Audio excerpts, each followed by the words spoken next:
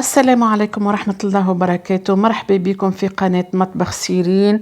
شرفتوني ونورتوني. كما تشوفوا اليوم عملنا البولو مع بعضنا. البولو هذايا نعملوه خاصة في رمضان، أنا نموت عليه في رمضان وفي السحور. الحقيقة ما نجمش يتعدى نهار وما نكونش نتسحر به. يعني المكونات كما تشوفوا فيا البولو هذايا يستحق منا 4 كعبات بيض، كيلو فرينة باش نزيدو شوية، راهو بعد ركزوا معايا في الروسيت، 2 خميرة، 2 سكر فاني، والجلجلين خذيت نوعين. عندي السكر 300 جرام سكر مع رشة ملح، 130 مليلتر حليب، عندي 250 مليلتر زيت، وربي فكرنا في الشهادة لا إله إلا الله محمد رسول الله. حطينا العظام اللي هما كما قلنا 4 كعبات كبار، إذا كان صغار نحطوا 5 كعبات، معاهم 300 جرام سكر، 130 مليلتر حليب، نركضوهم بالكدا بالكدا للي يذوب السكر بالطبيعة. حطينا السكر فاني متاعنا 2 ساشيات سكر فاني، والا اللي عنده السكر فاني، اللي عنده الفاني يعني ليكيد ينجم يحط فيها. هذه الرسالة الأصلية، راهو لا فيها برش برتقال لا برش ليمون لا حتى شيء. الرسالة الأصلية هي اللي فيها الفاني فقط، هذا هو. حطينا كما قلنا 250 مليلتر الزيت، وحطينا تو الفرينة نحطو فيها بشوية بشوية. الفرينة الوحيدة اللي نقول لكم ما تحطوهاش الكل مع بعضها، على خاطرك شي يلزمكم تعرفوا القياس بالضبط قديش. حطيت 2 باكوات خميرة تاع جاتو، الباكو فيه 10 جرامات. اوكي، نحركوا ونكملوا كما قلنا الفرينة متاعنا شوية شوية حتى لين في الاخر نتحصلوا على البات اللي حاجتنا بيها.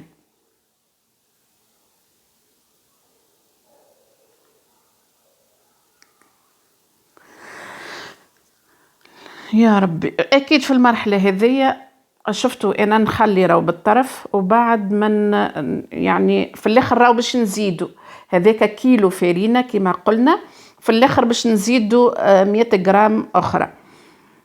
توا ما ينفع فيها كان اليد، رانا نخلطوا ما نعجنوش. كما تشوفوا فيا قاعدة نخلط مانيش قاعدة نعجن.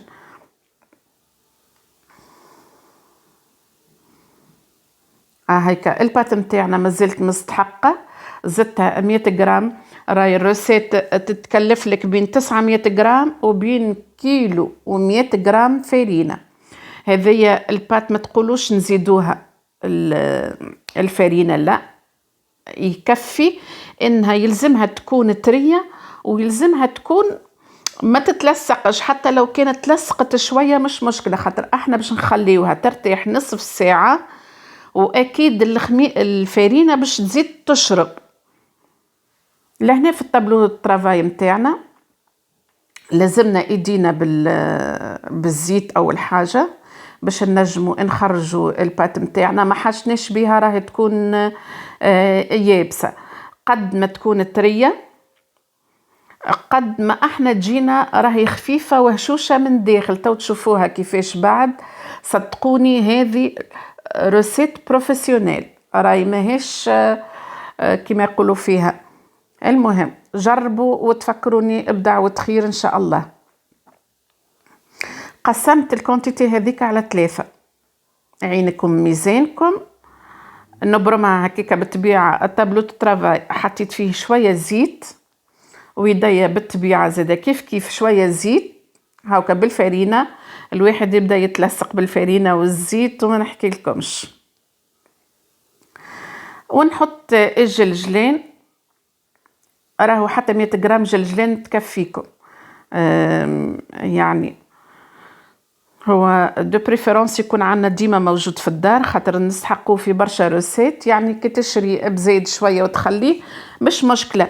شوفوا البنات، انا قاعدة هاكا نخدم نخدم فيها في طبق، وبعد نقلتها للطبق اللي باش نطيب فيه. اوكي، لهنا نعاود نرتبها شوية. العلو متاعها يكون متاع سنتي ونصف، 1 سنتيمتر.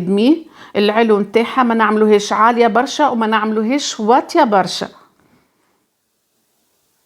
هذه الثانية باش نعملها كيف كيف.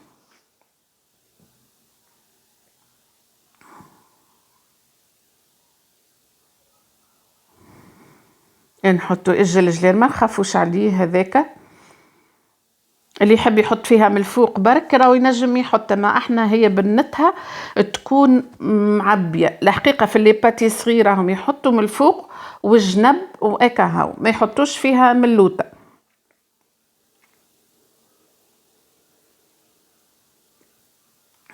هذيك كما قلنا الطبق اللي نحطوا فيه ونخدموا فيه الجلجلان ونركحوا فيه الامور الكل، والطبق الثاني هو اللي نطيبوا فيه.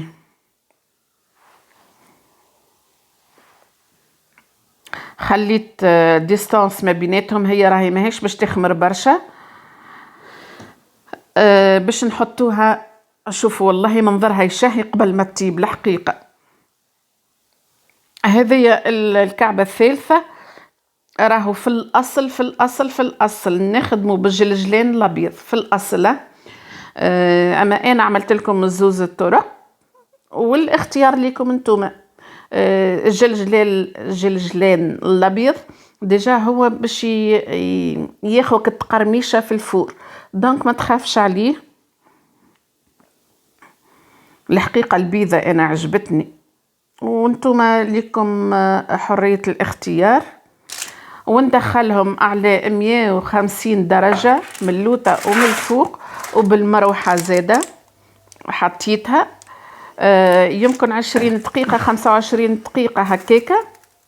هذه الكعبات متاعنا بعد ما طابوا، أنا باش نقصوهم مع بعضنا باش نخلي لكم شوية الصوت باش تسمعوا القرمشة تحت السكينة.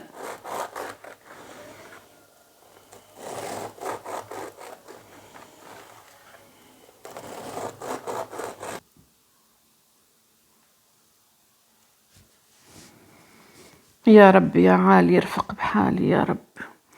ونقصوهم هكاكا، تختار الديستانس متاع 2 سنتيمتر هكاكا، وتقص كل كعبة. هذوما الكعبات متاعنا بسم الله ما شاء الله، والله العظيم نودكم ولا نشهيكم ان شاء الله تجربوها وتقولوا لي رايكم في الروسيت.